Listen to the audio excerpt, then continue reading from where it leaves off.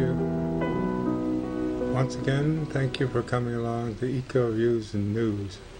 Today we want to look particularly at what's been happening in this last week.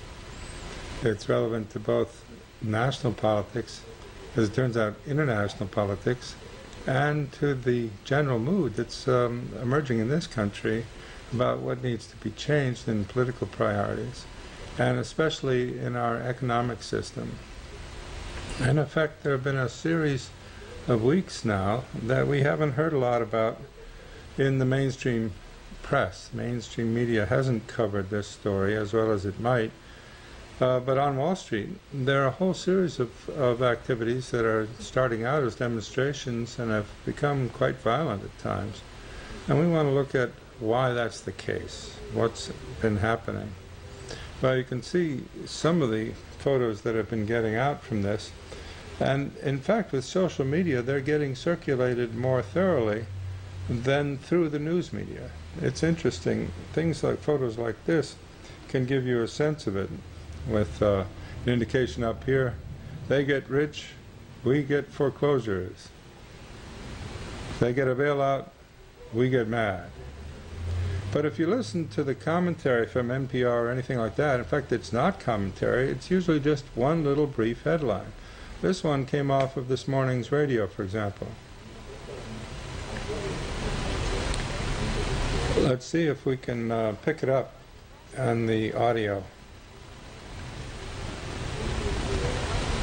100 protesters were arrested as they shut down a lane of Brooklyn Bridge traffic for several hours. They face charges of disorderly conduct and resisting arrest. The lane has since reopened. Okay, it's a very brief story, a headline. There's no context, no explanation. Let's listen to it again. A big headache in New York City yesterday for the financial district and for anyone trying to cross the Brooklyn Bridge. Police say roughly 700 protesters were arrested as they shut down a lane of Brooklyn Bridge traffic for several hours. They face charges of disorderly conduct and resisting arrest. The lane has since reopened. Okay, well, we're not given much to go on here. It's referred to as big headache, right? Big headache for those on Wall Street and for anyone trying to cross the Brooklyn Bridge. But why would 700 people get out and get arrested on one day on the Brooklyn Bridge? Any explanation from this news story? Maybe there's some justification to the fact that others are starting to call NPR, National Petroleum Radio. We don't get any news behind the situations. Oh yes, we have the headline about it. But where's the context? Why are these people out on the street? Why have they been there for several weeks? Why have we not heard about it? Well, as it turns out, if you look at some of these things, you can learn a lot by looking at the source material underneath these kinds of pictures. Reuters actually employed Stephen Lamb here, or Stephen Lamb sold a picture to Reuters, and the piece of information we get through social media and the like is very interesting, and you should follow these photographers. David Shankborn here provided this fantastic picture of Wall Street, this symbol of Wall Street, the raging bull, as it were. And to their credit, the Atlantic Monthly actually started to run some of these photos, not long stories. In fact, the full length of the story is right here. But the Atlantic, which is the oldest continuous magazine in America, did run, in effect, a series of little vignettes, in effect, a series of photos. And they pointed to the fact that demonstrations also took place yesterday in San Francisco, and an Occupy Boston protest is planned for tonight. Well, this is written on the 30th of September, which is Friday. I hope it took place. Don't know if it took place. It should have local coverage if it did. But in any case, the social media is carrying the information. And that's what we want to look at a little bit here, because, in effect, collected here are a handful of images of the protesters occupying Wall Street from the past 2 weeks. 35 photos is what the Atlantic posted on this little website. So we can start to look at who did it. Here, David Shankbone provided this fantastic photo. In the midst of protest, New York City police officers stand near barricades surrounding Charging Bull, the 7,100-pound bronze sculpture that symbolizes Wall Street and New York's financial district.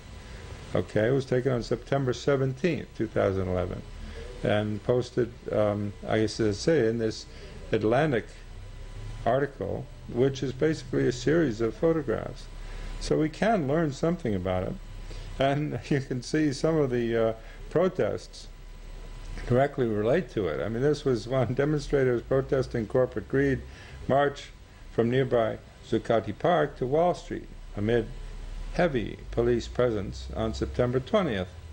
And one of their slogans says, "Castrate the bull." Okay, that's pretty direct allusion to the statue itself. You just saw a picture of it. This was by John Minchillo.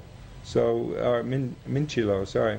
And we want to follow these different photographers who are documenting, in effect, a multi-week phenomena out there. And of course, some personalities showed up. Former New York Governor David Paterson, here in the center of this photo, talked to demonstrators from the Occupy Wall Street campaign in Zuccotti Park, near the financial district of New York, on September 29th.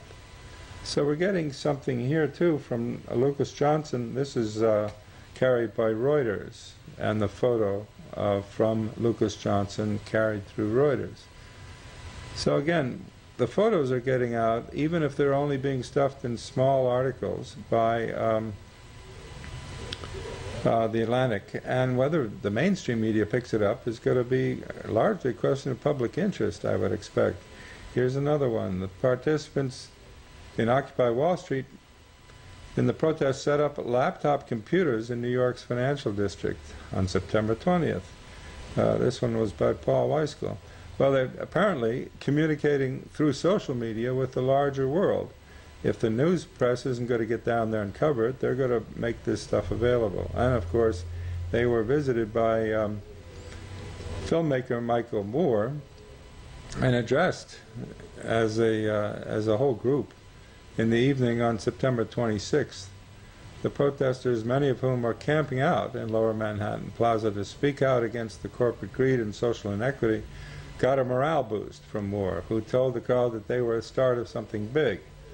Again, this is an AP photo from Stephanie Keith, Associated Press. So it was officially absorbed into the wired services. AP, Associated Press, is one of the biggest services in the world for sharing data. But again, we're not given an article that explains what Moore was doing here or the like. Again, Wall Street is our street, and the idea that they're camping out overnight for weeks, I mean weeks, hundreds of people camping out for weeks near Wall Street, you would expect would show up in the mainstream media if there weren't some conscious effort to suppress it. And that's part of what we're interested in here. What's happening here? Well, some of the people sleeping out are being interviewed by a radio announcer. And in fact, if you look at the caption from the Atlantic short website, it in fact says a reporter with Russian Television International, RTI, speaks to Occupy Wall Street protesters who have camped out in New York's financial district. The photo was taken on the 20th, again by Paul Weiskel. This is pretty interesting because the international press is paying attention to it, even if the American mainstream press is not. Well, it took on a bit of a more violent aspect, and police are identified here in the photo as making an arrest. Police arrest a person in New York City during the Occupy Wall Street march on the 25th. Again, the photo suggests there's quite a bit of violence here. No context is given, but 3 police officers are down on the ground with a knee in the small of the back here, and 2 arms and full weight, body weight pressure on the knee. Maybe the guy did something wrong. Who knows? Are we told? Is there any constant reporting from this 24/7? Not really. There's the social media, in this case again by Paul Weiskel, getting the information out. Then there are pictures like this that are quite problematic. This guy's holding a camera, but he's being pushed aside. And to their credit, MSNBC covered this piece a bit. And it was Lawrence O'Donnell in his usual commentary that did a piece on this. And it's probably worth looking at his commentary for a minute to see the kind of flavor of things here. Take a look. This weekend, a few troublemakers turned a peaceful protest against Wall Street greed into a violent burst of chaos. The troublemakers carried pepper spray and guns and were wearing badges.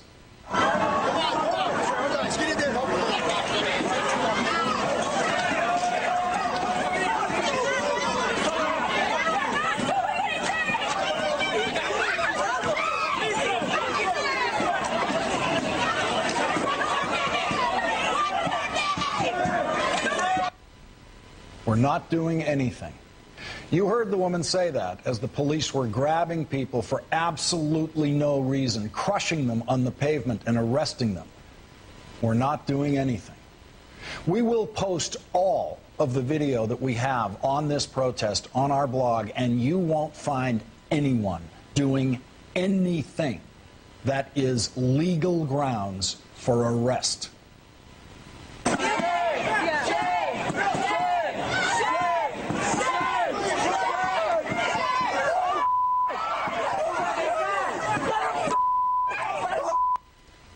Now that, in fact, is the individual who got thrown to the ground by the police, and this MSNBC commentator finds it so outrageous that he freezes the tape and plays it over again. Let's take a look. It's pretty interesting.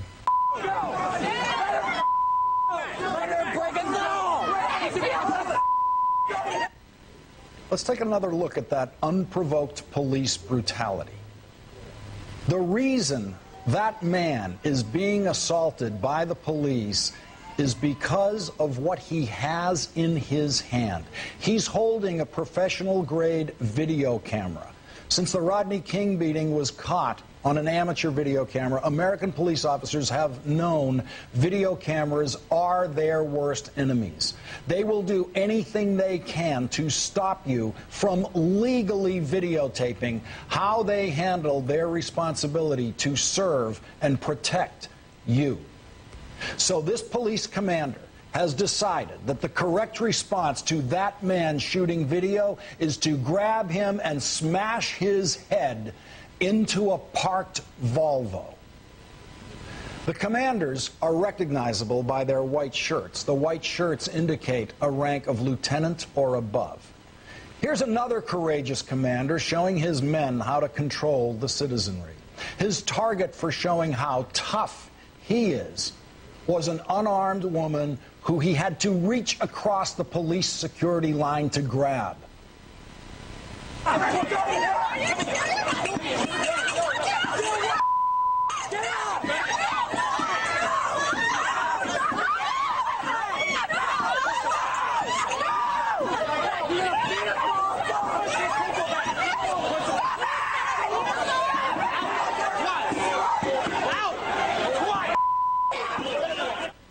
And there was at least one unprovoked use of pepper spray.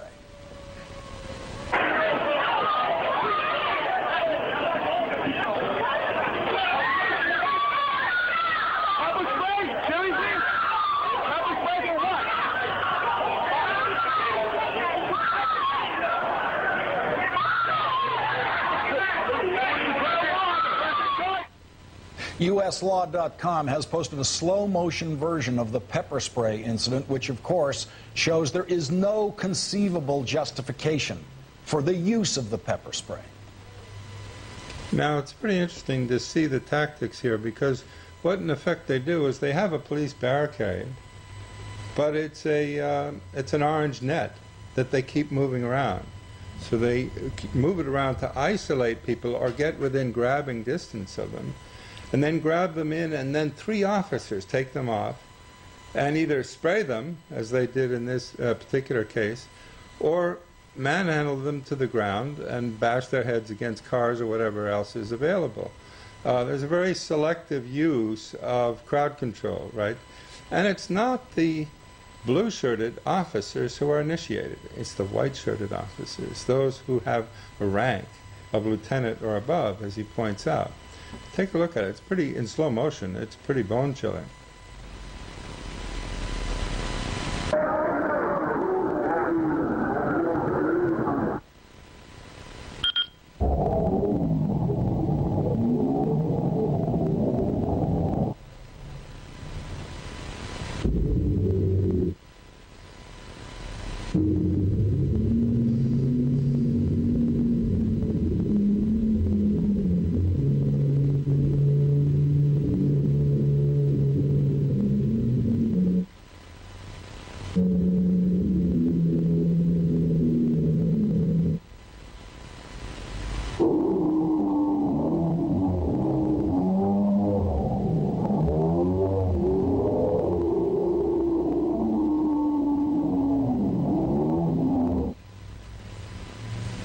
Okay, here he is. He reholsters his canister. Okay, well, you get the idea. This is not a pretty sight, and Lawrence O'Donnell had the gumption to point this out on mainstream media news. It hasn't been picked up by other news services, but fortunately the social media and those who are capturing still shots are getting even more dramatic information. Take a look at this, for example. This is one of the pieces that came out again in social media. The police detain a woman is the caption below here, and it's actually, this is printed in the Atlantic. Police detain a woman in New York City during an Occupy Wall Street march on September 25th, 2011. Okay, it's just a straightforward statement about what happens. Take a look at the picture, though. It's pretty striking. There are three cops, in this case, one here, and one in front of her, manhandling this woman, basically taking her for what purpose? Well, her big threat seems to be that she has a ballpoint pen in her hand, a ballpoint pen, with which she may have been writing something. We don't know. We're not told.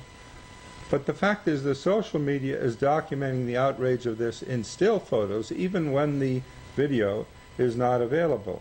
Take a look at this. I mean, this is staggering.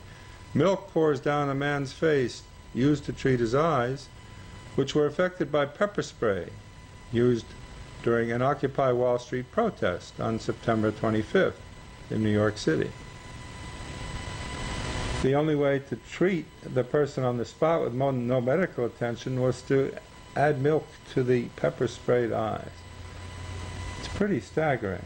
Very important documentation that's coming out here. Well, it's being picked up around the world. Al Jazeera, in a thing called The Stream, likened the protest in New York to the protests in Tahrir Square in Cairo, and in fact pointed out that the protests are starting up in Cairo again. And in New York, it's also the case that the students and others, civilians, who are being arrested down there are actually being fed by people, some of whom are from Egypt, cabling in support to local pizza shops and saying, buy that group a pizza, buy that group some food. It continued right through yesterday, not so much on Wall Street, but right here at a familiar background operation in New York. You can see there is the Brooklyn Bridge, and in fact, anyone trying to cross the Brooklyn Bridge yesterday was held up by hundreds of protesters who marched on New York's financial district. Police say roughly 700 protesters were arrested as they shut down a lane of Brooklyn Bridge traffic for several hours.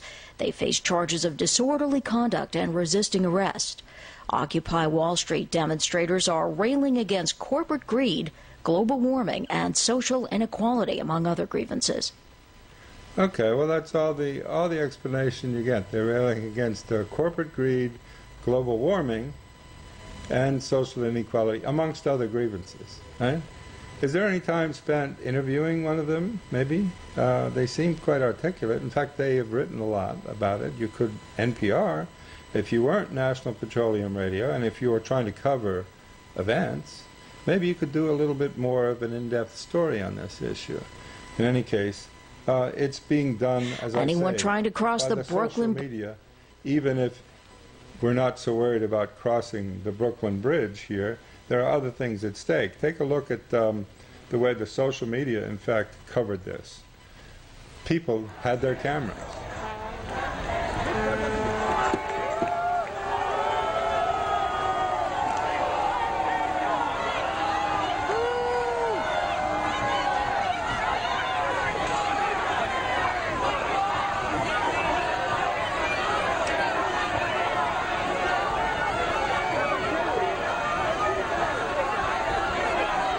Now, there's something very interesting in this whole sequence. There is a command structure that's very clear here. There's a man in a jacket here who is ordering these people in the white coats to do something, and others back here in blue shirts. But you'll see early on, if you look at that carefully, that the man in the jacket was reprimanding a fellow in the white shirt for going in and trying to get hold of an individual. Watch this closely.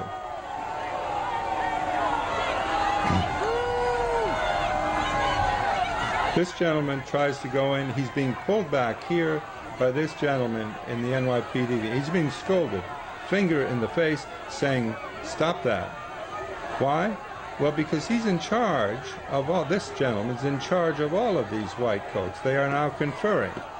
And it's on his orders that he wants them to move. He doesn't want them to go in on their own. This man goes in. He gets one person. He gets the hands behind the back, then handcuffs them, and they're taken off by two other people in the blue shirts. Watch what happens next. This is the director here. He points to who he wants. Another person in the white shirt, another white shirt comes over and pulls the man forcefully out of the crowd. Very interesting strategy here. This is violence, but it's not violence being done by the people in the crowd. It's clear violence, unprovoked, in the sense of any kind of encounter. They are yelling, but yelling is a form of free speech, and in fact, we're encouraged to engage in free speech. In any case, this kind of operation is really quite disturbing when you see it. Take a look at it again. They've got this man, the hands behind his back. Now they trundle him off. Now watch the direction. Here's the man with the clear directions, has all of the badges and signs of office, directs them to go where? Right there. Okay, they go in with the white shirts.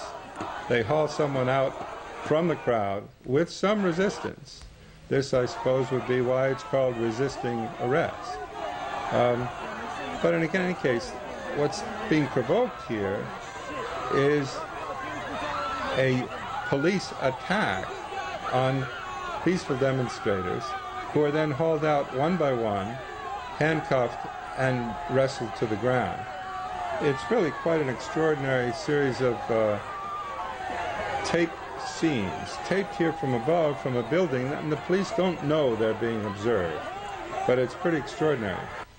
I'd urge you to start looking on the social media for this kind of thing, because what happens is it's being picked up elsewhere. Al Jazeera is doing it, as I say on the stream.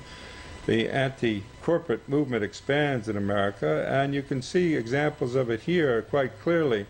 Here's a particular officer that's been, in effect, identified. Deputy Inspector Anthony Bologna has been identified as key here in this process, and this is interesting in itself. Particularly, they can identify him because of his badge, and they indicate that the NYPD has launched an internal probe into the allegations that he was pretty liberal in his use of pepper spray.